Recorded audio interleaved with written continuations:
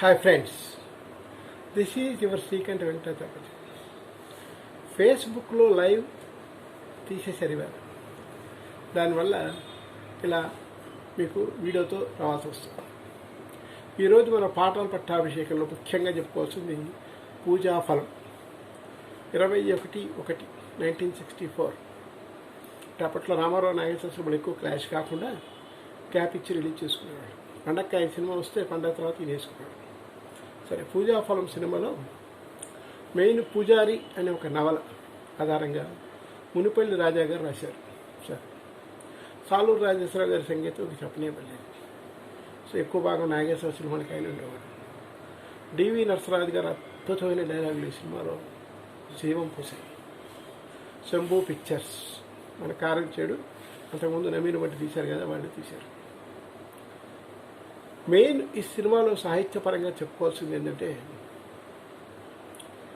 ఒక song B N Reddy గారి అద్భుత సృష్టికి నిదర్శనంగా చెప్తారు. ఎందుకంటే they are intellectuals in the field అని ఒక పేరు. బిఎన్ రెడ్డి గారు, ఆ రోజుల్లో కేబీ తిలక్ గారు, ఆ తర్వాత కాలంలో మన విశ్వనాథ్ గారు, ఆ తర్వాత ప్రతిఘటన తీశారు సార్ టి కృష్ణ గారు. వీళ్ళంతా ఇంటెలెక్చువల్స్, ఇండస్ట్రీకి వచ్చిన ఇంటెలెక్చువల్స్ అన్నమాట, మామూలు డైరెక్టర్ కాదు. అలాగే ఈ కాలంలో కృష్ణవంశీ గారు, ఆ తర్వాత ఈ మన హ్యాపీ డేస్ తీసిన చచ్చిపోయినట్టు ఆయన, వీళ్ళంతా కూడా ఇంటెలెక్చువల్స్, ఇండస్ట్రీకి వచ్చిన మేధావులు. సరే, ఓ మేధావులు తీసే సినిమాల్లో వాళ్ళ ఇంటెలెక్చువల్ కనపడేటువంటి సీను 2-3 ఉంటాయి. అందులో ఈ సినిమాలో ఫస్టే పెట్టారు పూజాఫలం. ఒక పాట రాయాలి, అన్నగా భావించి జమున పాడుతుంది. నాగేశ్వరరావు ప్రియురాలుగా భావించుకొని ఊహించుకుంటాడు. ఇక్కడ మనకు కూడా ఎక్కడ అన్నగా భావిస్తుంది అనేది మనకు అప్పటిదాకా చెప్పరు. ఇక్కడ మనకు కూడా సస్పెన్స్. చూడండి ఎంత గొప్ప సీన్ తయారు చేశారు రెడ్డి గారు, బిఎన్ రెడ్డి గారు. అందుకని గ్రేట్ అంటారు. అక్కడ ప్రకృతితో వర్ణన ఉండాలా, ప్రేమ ఉండకూడదు, సజెషన్ ఉండకూడదు, అన్నాదమ్ముల ప్రేమ అని ఉండకూడదు, భార్యాభర్తల ప్రియురాకులు ఉండకూడదు. కానీ పాటలే కదా, చిత్రమైన సన్నివేశం. ఇంకా విచిత్రం ఏంటి, ట్యూన్ ఆల్రెడీ రాజేశ్వర గారు ఇచ్చేశారు. లా లా లా లా లా లా లా లా లా లా సా సా రీ రి గా రీ రీ రి గగా ఇచ్చేసాడు ఆయన. ఈ ట్యూన్ రాయాలి.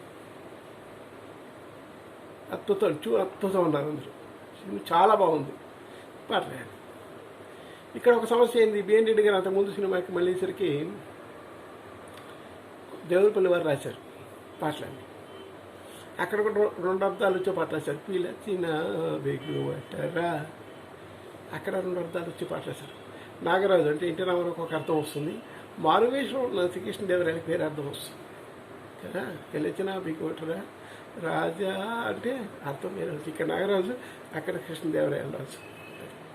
ఇక్కడ అలాంటి సినిమా మనకు కూడా ఎక్కడ కూడా ఫస్ట్ సీన్లో తర్వాత కానీ ఆ పాట అయిపోయిన ఒక 2-3 రీళ్ళ దాకా కూడా మనకి చెమున నాగేశ్వరరావుని అల్లలాగా చూస్తుంది అనేది తెలియదు, మనకు కూడా తెలియదు. సో అటువంటి సన్నివేశం పాట రాయాలి. ప్లస్ ఆ చెమున గారు చాలా చలాకీ పిల్ల, చాలా హుషారుగా ఉంటుంది. చిన్న పోర్షన్ అయినా కూడా చాలా హుషారుగా ఉంటుంది సినిమా అంతా. అంత చలాకీ అమ్మాయికి స్లో సాంగ్ ఎట్లా రాస్తాం, ఒప్పుకోరు. అయితే కొంచెం ఫాస్ట్ బీట్ ఉండేటువంటి స్వరం పెట్టారు నాగేశ్వరరావు గారు. సో దానికి ఆఖరికి నారాయణ రెడ్డి గారు తలుపు కొట్టారు, ఆయన రాశాడు ఈ పాట. ఆ రకంగా చూస్తే చరిత్రలో నిలిచిపోయిన పాట.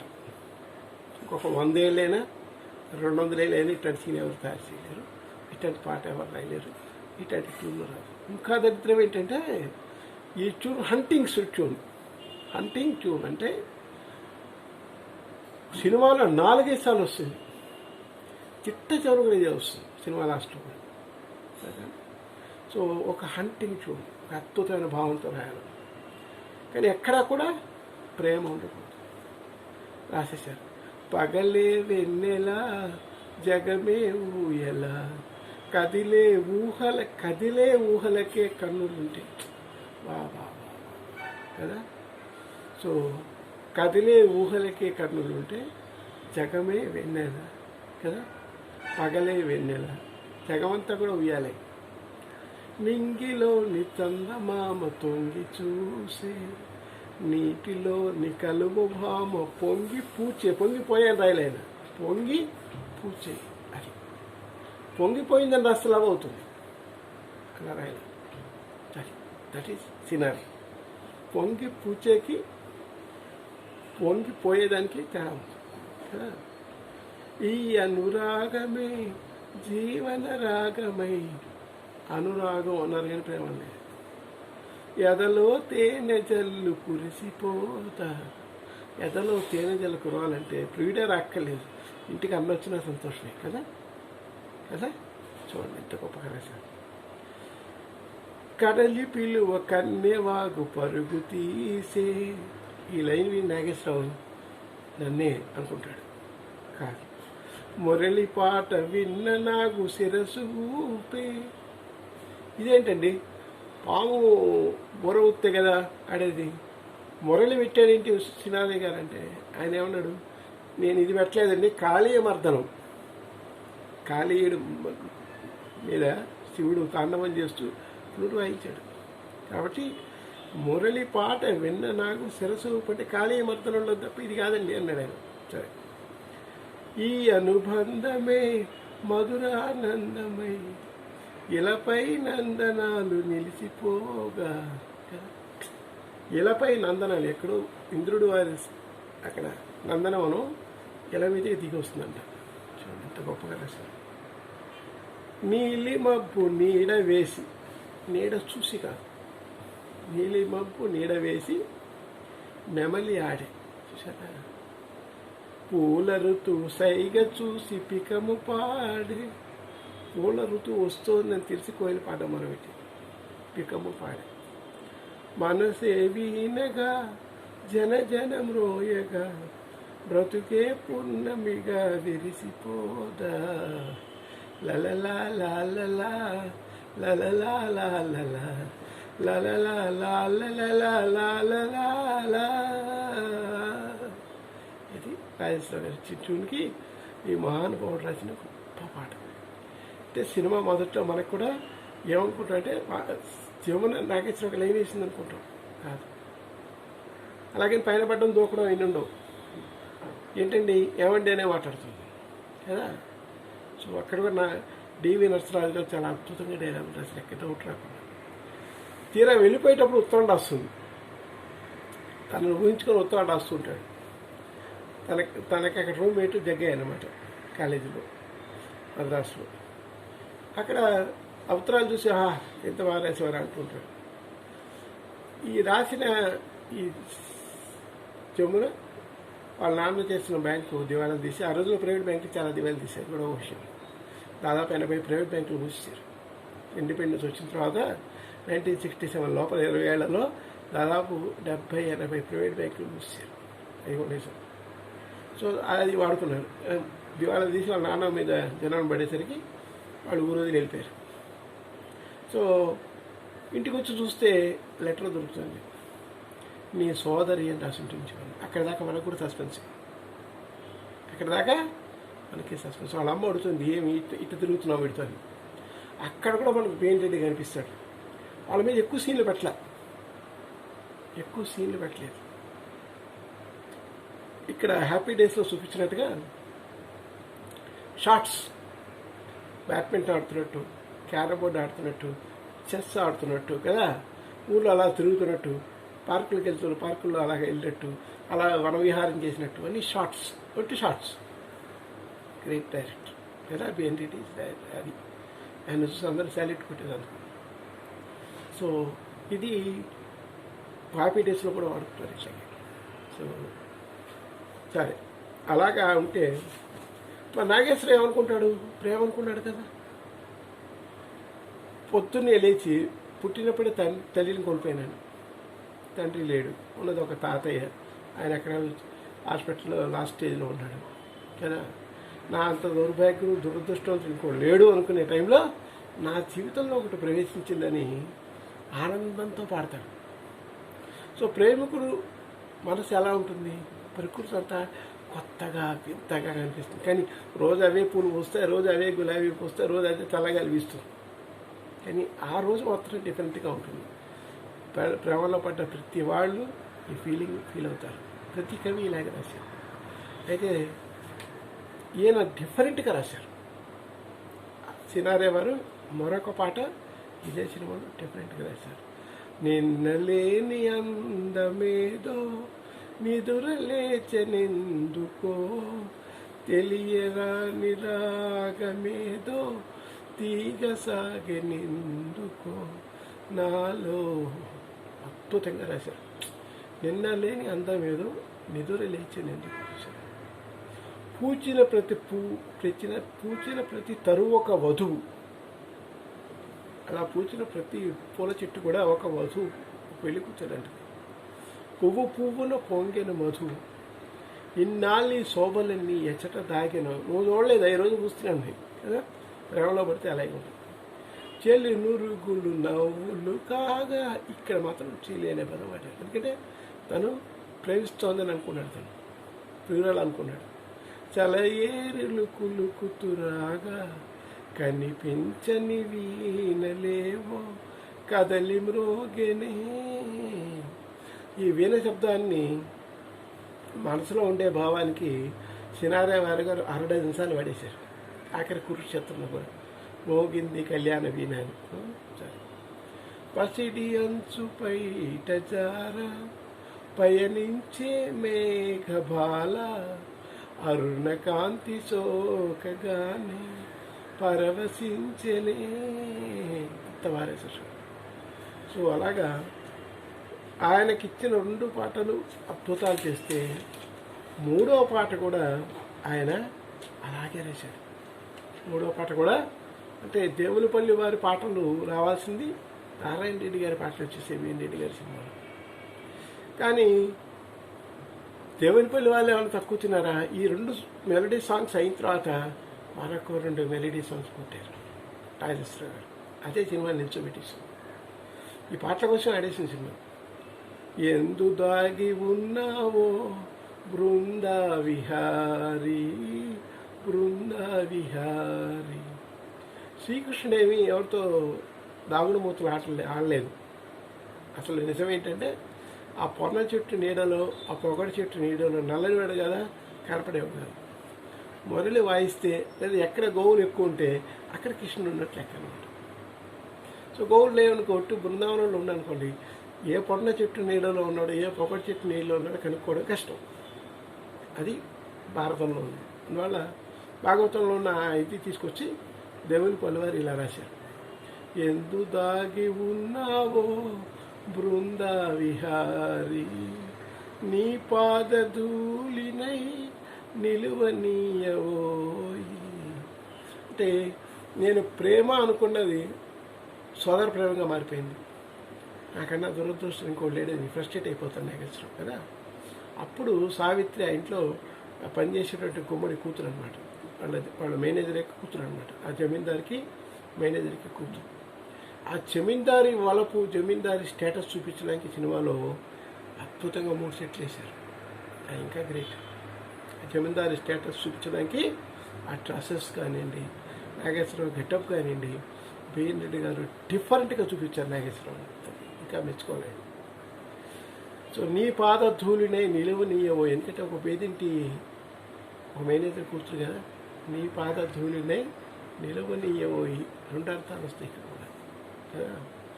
తీసిన గంధపు వాసనలాడేను, అల్లిన దండల మల్లెలు వాడేను, కన్నయ్య నీ సన్నిధి కరవై గడియే యుగమైపోయానురా, ఎందు దాగి ఉన్నావు. మరొక విశేషం ఏంటంటే ఈ సినిమాలో సంగీత పరంగా మరొక ఎక్స్పెరిమెంట్. ఒక చరణంతో పాటలు రాశారు. అది పల్లవి ఒకే ఒక చరణం. ఎక్కువ రాసేస్తే జనాలకి డిఫరెంట్ మీనింగ్ వస్తుంది, కదా. అలా రాకుండా ఒక్క చరణం ఒక్క పల్లవి. ఇట్లాంటి పాటలు ఒక 3 పెట్టేశారు ఈ సినిమాలో. అలాగే అక్కడ ఈ నాగేశ్వరరావుని లైన్లో పెట్టడానికి కేవీ చలం ట్రై చేస్తుంటాడు. అప్పటికే జగ్గయ్య చెప్తాడు, వాడు వెనకాల పోతాడు, పెద్ద బెవర్స్ గాడని. లేదు మంచి డ్యాన్స్ ఉందని తీసుకెళ్తాడు. అక్కడ కూడా ఒక్క చరణం ఒక పల్లవితో లాగిచ్చేశారు. విజయలక్ష్మి డ్యాన్స్ అద్భుతమైన డ్యాన్స్ ఆ రోజు. చాలా సినిమాలకు హైలైట్. మదన మనసాయరా పర్వము పొంగే తరుణము నేడే ఓ మదన మనసాయరా, సినారే గారి అద్భుతం. మరి నీకై రాబోతురా మదన మనసాయరా, అంతే. ఆ తర్వాత ఒక చరణం, ఇది ఒక ఎక్స్పెరిమెంట్ సినిమా. సుందరి మధువై ముందు నిలిచరా, సుందరి మధువై ముందు నిలిచరా, నీ ముందున్న మధు పాత్రలో మధ్యాన్ని నేనే అన్నట్టుగా రాశారు. నీ ముందు నిలిచరా అందని పెన్నిది, నువ్వు ఎవరి దానికోసం తాపలతో పడుతున్నావు కదా, నేనున్నా నీ ఎదురుగా అనుభవించరా మదన అని రాశారు. కలువను మీరే చెలువను చేరి, కలువను మించిపోయిన చెలువను నేను, చంద్రుడి కోసం కలువ వేచి చూస్తుంది కదా, దానిని మించిన దాన్ని నేను కదా. వలపులు దోచే వేలాయిరా, ఆ తరుణము నేడే మరి నీకై రాబోతురా, అంత గొప్పగా రాశారు. ఒక చరణం ఒక పల్లె, ఇది ఒక అద్భుతమైన సినిమా. ఇలా రాయడానికి కూడా చాలా ధైర్యం కావాలి, ఇలా తీయడానికి కూడా చాలా ధైర్యం కావాలి. అలాగే మరొక దేవునిపల్లి వారి అద్భుతమైన సాంగ్, ఇందులో 2 అర్థాలు వస్తాయి మళ్ళీ. సుందర సురనందన వనమల్లి జాబిల్లి అంటే చందమామను చూస్తూ సావిత్రి పాడుతుంది అన్నమాట. సావిత్రి నాగేశ్వరరావు లవ్ చేస్తుంది, కానీ చెప్పలేదు. పెద్దవాడు గొప్పవాడు, అసలే ఆల్రెడీ ఫ్రస్ట్రేషన్లో ఉన్నాడు కదా, చెప్పలేదు. అందేనా ఈ చేతులకందేనా చందమామ ఈ కనులకు విందేనా, అందేనా ఈ చేతులకందేనా రాశారు. అంటే దానిలో మెయిన్ విశేషం ఏంటంటే ఈ చేతులు కందేనా అంటే, తలపేసేమ్మా, దృష్టి తలపేయండి, తలపి నువ్వు వినిపించవచ్చు. సో అందేనా ఈ చేతులకు అందేనా అంటే, అందేనా రైట్, చేతులకు అందేనా అన్నట్టు కలిపితే సంధి, చేతులకు అందేనా సరే, చేతులకు అందిపోయినాయి అంటాం కదా, ఆ అర్థం కూడా వస్తుంది. పొరపాటున చేయగలుగుతుందా, అందుతాడా అని 2 అర్థాలతో రాశారు.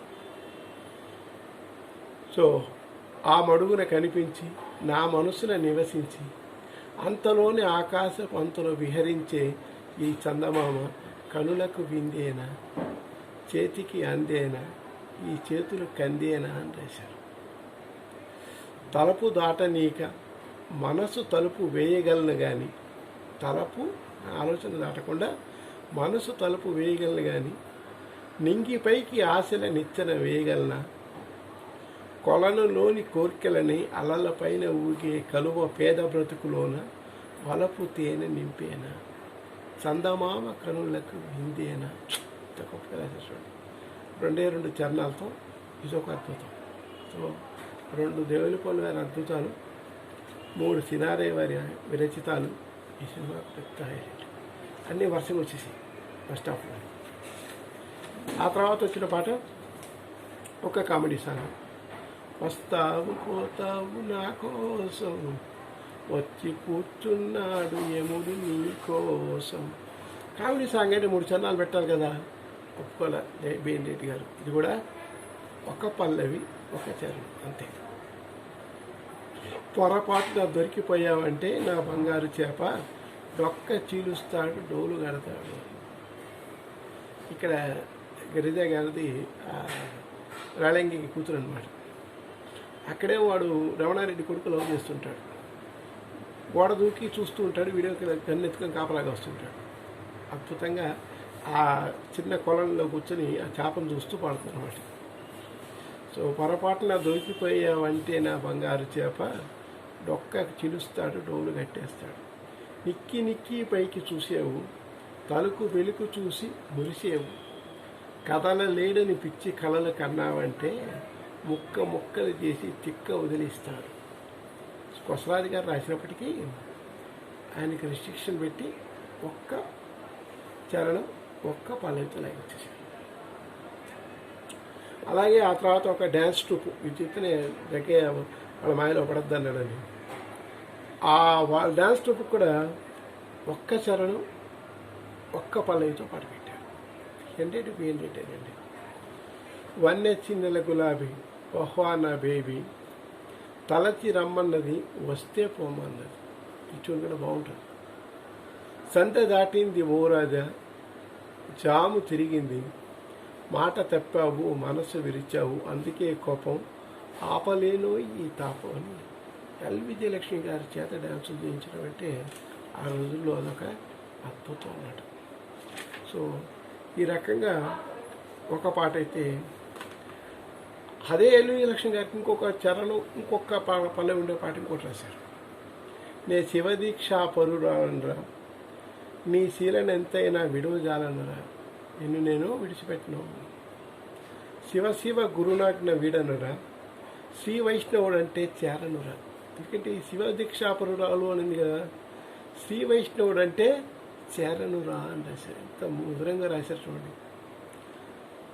వడిగా వచ్చి మఠము చోరవకురా, తొందరగా వచ్చేసి నా మఠంలోకి రా, మాకు మఠాలు ఉంటాయి కదా, సత్రాలు మఠాలు ఆ రోజుల్లో. శివార్చన వేళ తలుపు తెరవకురా, శివార్చన లేదు ఈ శాని కొంపేసి, అది వాడికి తెలియదు ఒక నాగేశ్వరం. నిజంగానే పెద్ద డ్యాన్స్ ట్రూప్ అనుకుంటాడు. నా మరుగు కానీ శరము తీయకురా, మాటి మాటికి నోరు ముయ్యకురా. చాలా అద్భుతమైన సాంగ్ ఇది కూడా. ఎల్ విజయలక్ష్మి గారికి చిన్న చిన్న పాటలు ఒక 3 పెట్టేసేసి కూడా లైక్ ఇచ్చేసారు. సో దేవులపల్లి వారి పాటలు, మరొక చిన్న పాట ఒక పద్యం లాస్ట్లో. సో ఒక రకంగా తీసుకుంటే మహా అద్భుతమైన సినిమా. ఫోటోగ్రఫీ కూడా చాలా బాగుంటుంది. బ్లాక్ అండ్ వైట్లో ఇంతవా తీయచ్చా అని మనకి డౌట్ వచ్చేటట్టుగా సీనరీస్ తీస్తారు. ముఖ్యంగా నిన్నలేని అందమేదో దాంట్లో సీనరీస్ మిక్స్ చేసేసారు. ఎక్కడెక్కడో సీనరీస్ తెచ్చి మిక్స్ చేసేసారు. సో ఫోటోగ్రాఫర్ కూడా డైరెక్టర్ కూడా చాలా తెలివి ప్రదర్శించారు. పూచిన ప్రతి పువ్వు ఒక వధువు అన్నప్పుడు, ఆ తరువు ఒక వధువు అన్నప్పుడు చెట్టు మీద ఒట్టి పూలుండేటువంటి చెట్లు చూపిస్తారు అన్నమాట. ఒట్టి పూలుండే చెట్లు చూపిస్తారు. అది నిజంగా అమోఘమైన షాట్. పువ్వు పువ్వున పొంగిన